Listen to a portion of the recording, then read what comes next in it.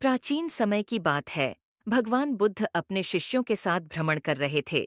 एक दिन वे एक छोटे से गांव में पहुंचे।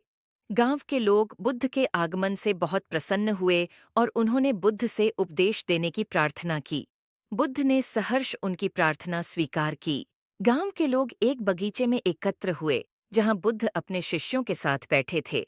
सभी लोग ध्यान से उनकी ओर देख रहे थे, उत्सुकता से उनके उपदेश को सुनने के लिए।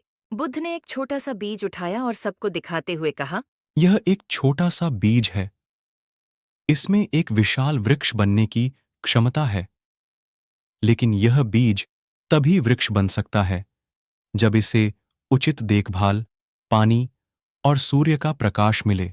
इसी प्रकार हर मनुष्य के भीतर भी एक अद्भुत संभावना होती है। लेकिन यह संभावना तभी प्रकट होती है जब हम अपने जीवन को सही दिशा में ले जाते हैं और अच्छे कर्म करते हैं। बुद्ध ने एक कहानी सुनाई। एक बार एक राजा था जो बहुत ही शक्तिशाली था, लेकिन वह हमेशा अशांत रहता था, उसे सुकून नहीं मिलता था। उसने बहुत से साधुओं और ज्ञानी पुरुषों से मिलकर अपनी समस्या का हल पूछा, लेकिन कोई उसे संतोषजनक उत्तर नहीं दे पाया। एक दिन राजा को पता चला कि बुद्ध उसके राज्य में आए हैं। वह तुरंत बुद्ध के पास गया और अपनी समस्या बताई। बुद्ध ने मुस्कुराते हुए कहा, राजन, तुम्हारी समस्या का हल बहुत सरल है। तुम अपने जीवन में करुणा, प्रेम और सत्य को स्थान दो। राजा ने पूछा। महाराज, करुणा, प्रेम और सत्य को कैसे अपने जीवन में लाऊं? बुद्ध ने उत्तर दिया, पहला कदम है अपनी इच्छाओं को नियंत्रित करना।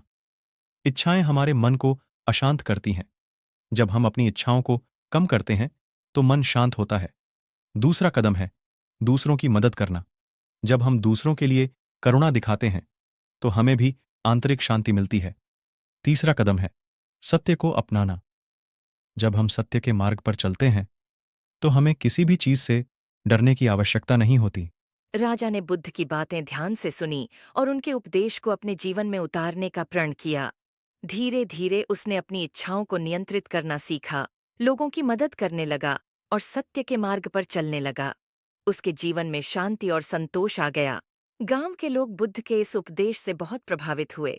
उन्होंने प्रण लिया कि वे भी अपने जीवन में करुणा, प्रेम और सत्य को अपनाएंगे। बुद्ध ने अंत में कहा, याद रखें, हम सभी के भीतर एक अद्भुत संभावना है। इसे पहचानें और अपने जीवन को सही दिशा में ले जाएं। अच्छे कर्म करें, करुणा दिखाएं और सत्य के मार्ग पर चलें। यही जीवन का सच्चा मार्ग है।